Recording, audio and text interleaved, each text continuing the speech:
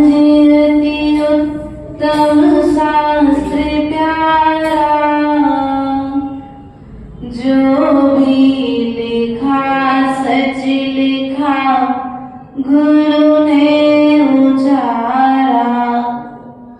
जो रहस्य इसमें गुरु आप खोलो, मैं मौनी हूँ अब यहाँ, गुरु आप बोलो।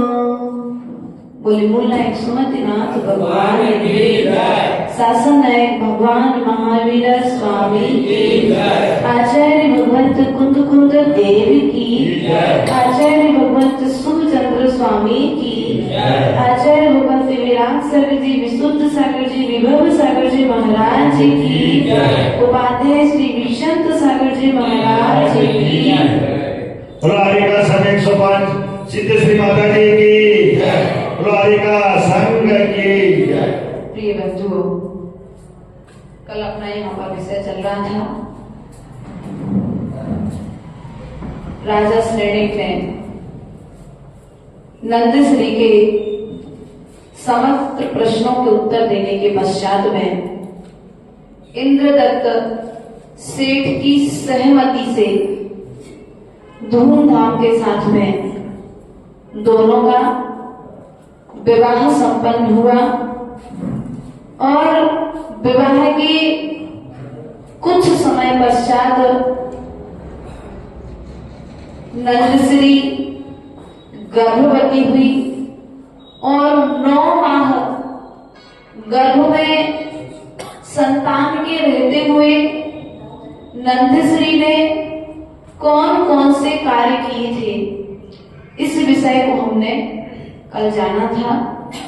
अब उसके मन में एक भावना उत्पन्न हुई थी, इच्छा हुई थी कि 7 दिन का राज्य में अभयदान दिया जाए, अर्थात जो बंदी गृह में बंदी है उन सब के लिए छोड़ दिया जाए। जो पशु है जिनका घात हो रहा है उनके लिए भी अभयदान देकर के उनकी रक्षा की जाए। नाना तरह के विकल्प उसके मन में चल रहे थे और नंदश्री के मन में विकल्प चल रहे थे और उन विकल्पों का समाधान किस प्रकार से हो, वह मन ही मन विचार कर रही थी कि मेरी इस भावना की पूर्ति किस प्रकार से हो। मेरे पिता सेठ तो है लेकिन इस नगर के राजा नहीं है, और यदि मुझे अभयदान दिलाना है तो पहले राजा की स्वीकृति होना बहुत अनिवार्य है।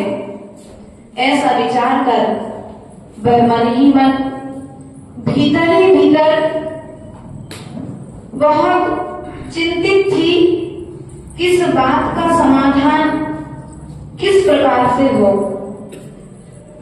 तो कई पुरुष युक्ति और नीतिवान होते हैं जिन्हें कुछ चीजें मुख से नहीं बतानी पड़ती, वे चेहरा देख करके, चेहरे के हाव भाव देख करके स्त्रियों की बातों को पहचान जाते हैं। ऐसा ही नंदश्री के साथ में हुआ। जब नंदश्री चिंतित थी तो उसने अपने पति श्रेणिक कुमार को बुलाया और जब श्रेणिक कुमार उसके पास में आया तो श्रेणिक कुमार ने पूछा, क्या बात है, आज तुम इतनी परेशान दिख रही हो। उसने कहा कि मुझे एक भावना हुई है कि 7 दिन का अभयदान सभी जीवों को दिया जाए। 7 दिन का अभयदान सभी जीवों को कैसे संभव नहीं दिखता, लेकिन फिर भी तुम्हारी भावना हुई है तो मैं प्रयास करता हूं।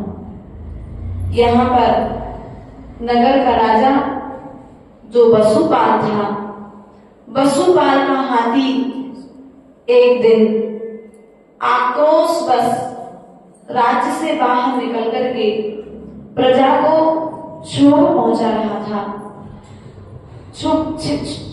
सभा के बीच में, प्रजा के बीच में उसे दुख दे रहा था।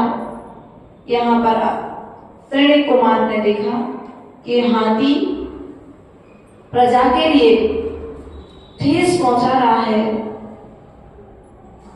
तो उसने उस हाथी को बस में करने का प्रयास किया और श्रेणी कुमार ने हाथी से युद्ध करके उस हाथी पर विजय प्राप्त कर ली। और जैसे ही उसने हाथी पर विजय प्राप्त की तो यह सब देख करके राजा वसुपाल बड़ा ही प्रसन्न हुआ कि हाथी पर विजय प्राप्त करना, हाथी को वश में करने में कितनी सेनापति लगते हैं, लेकिन फिर भी उसे वश में नहीं कर पाते। लेकिन इस श्रावक कुल गौरव श्रेणी कुमार ने हाथी को वश में किया है। राजा ने उसे अपने राज्य में सम्मान हेतु बुलाया। जब उसे सम्मान हेतु बुलाया गया तो श्रेणी कुमार से वसुपाल राजा ने पूछा कि बताओ, तुम्हें आज सम्मान रूप में किस प्रकार से तुम्हें सम्मानित किया जाए, या तुम्हें भेंट में कौन सी वस्तु चाहिए? तो जो महापुरुष होते हैं वे चाहते हुए भी मांगते नहीं है, लेकिन यह सब दृश्य श्रेणी कुमार के ससुर इंद्रदत्त सेठ भी वहां पर यह दृश्य देख रहे थे।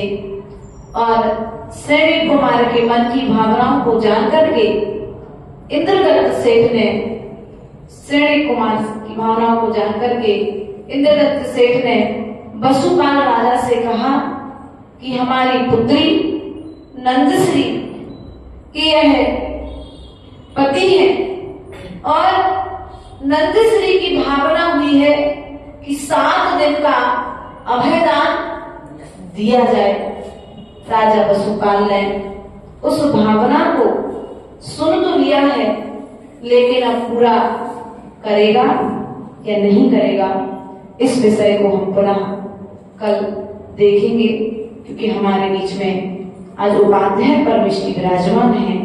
हम सभी उपाध्याय परमेष्ठी की देशना का लाभ लेंगे। बोले परम पूज्य आचार्य गुरुवर